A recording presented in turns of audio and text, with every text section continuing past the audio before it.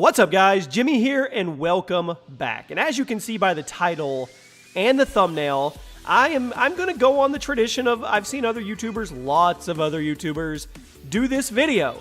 I almost died. How I almost died. I literally almost died. And I have 3 or 4 stories of near-death experiences in my life, and I'm going to share one of them with you today. And before you say that thumbnail's clickbait, Jimmy, it's actually not. It references to exactly what I'm going to talk about in this story. So sit back for 5 or 6 minutes if you guys want to hear. Pretty crazy story. Maybe it will shed a little light if you're younger and you're still in that stage of just going out and doing crazy things, that life can turn on a dime. Life is super precious and it can change in an instant, in a heartbeat. And the story begins, I think I was 16 years old, 15 or 16 years old.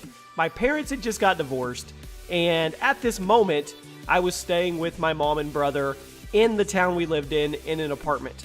And on the weekends, we would do what most every other high schoolers did for the most part there. It was a very small town. We would go with whoever had a vehicle, and we would cruise the main strip or drag of the town, and then we would end up hanging out in the parking lot of the Town & Country grocery store. I know, absolutely exciting times. And I'm going to tell you something, and I'm revealing this, so don't laugh at me, okay? Me and my buddy, he had the truck. I didn't have a vehicle. Family didn't have any money at all, really. I grew up very much in a poor... I grew up in... I'm not even going to say modest conditions, because it really wasn't. If you've been around or saw my Draw My Life, I grew up in 2 double-wide trailers that were connected together by my dad on a farm. We didn't have any money at all, but that was okay. I mean, I had a good childhood. I was happy, all that stuff. Anyway, so he had the truck, and you needed tunes back then. Back then it was CDs, and he didn't have a CD player. So what we would do is we would buy like 16D batteries, and we would put them in his stereo, his boombox. He had a boombox, and we would put it under the back seat, and we would jam like we had a stereo system going down the road with the windows down. I know, it's cringy, it's pathetic, but at that time, we were improvising the best we could because we wanted to look cool, and that was the only way to get tunes in the truck. So, it's Friday night, we're doing our normal thing, and we're cruising back and forth. Drive down the strip one way, turn around, drive back the other way. Wave at other people that we know doing the exact same thing. And then we got bored with it around 9 or 10 o'clock, and we drove off somewhere. I don't even remember. We went off, maybe it was to look for a party. I don't remember. Somehow we got away from town. And when we got far enough away, we found a place that had a bunch of mud and stuff, and he had a 4-wheel drive truck. It wasn't a big truck. It was like I want to say it was like an S10 or a Ranger type truck, a Sonoma, something like that, if you guys are familiar with trucks at all, older trucks. But he had 4-wheel drive. So, of course, we're like, yeah, let's kick it in and see what we can do.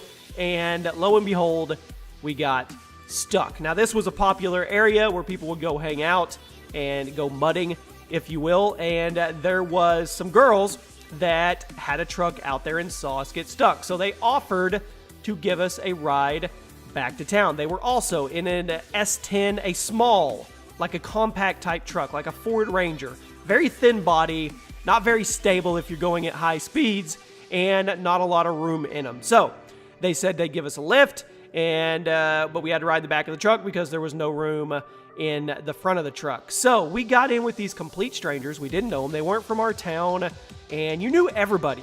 You knew everybody from 3 counties over, and we didn't know these girls at all.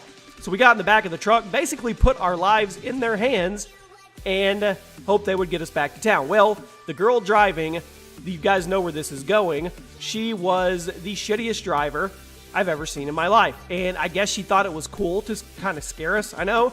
And before we know it, we're on these country back roads going 80 and 90 miles an hour in this little S10 Ford Ranger-esque truck, which is super dangerous, people. I don't even know what the condition were on our tires or anything like that, but we come up on a hairpin turn, and for some reason, she didn't acknowledge it, and she didn't feel like she needed to even slow down, and we hit that turn. I don't know how fast we were going, but it was fast, to the point where she started to slam the brakes once we were in the turn, and we went up on 2 wheels, I shit you not, for at least 4 to 6, maybe 8 seconds as we went around this turn. So I want you to close your eyes for a second.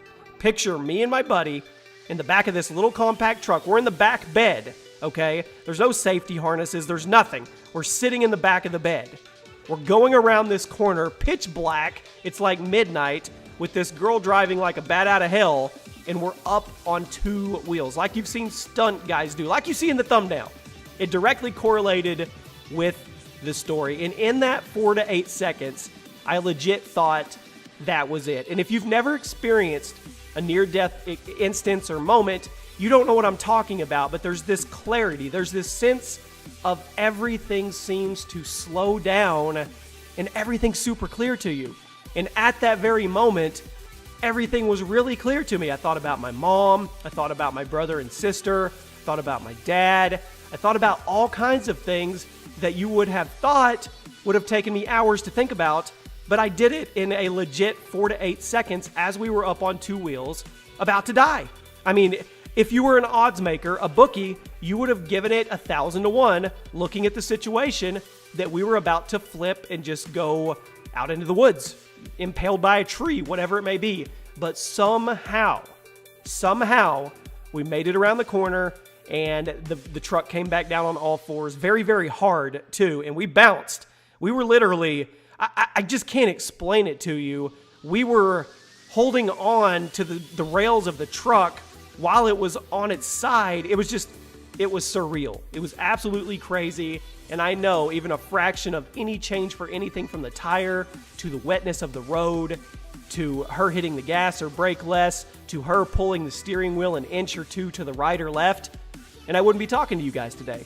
So if you guys have a near-death experience, let me know on Twitter in the comments section. And if you guys are enjoying these storytime videos, definitely let me know. I don't know if it's a combination of all the meds I've been on, having the flu all weekend, but I'm having fun with it, and I'm having fun opening up to you guys. So I hope you have a fantastic day, and I'll see you later. And don't do stupid shit. Just, it's not worth it. Trust me.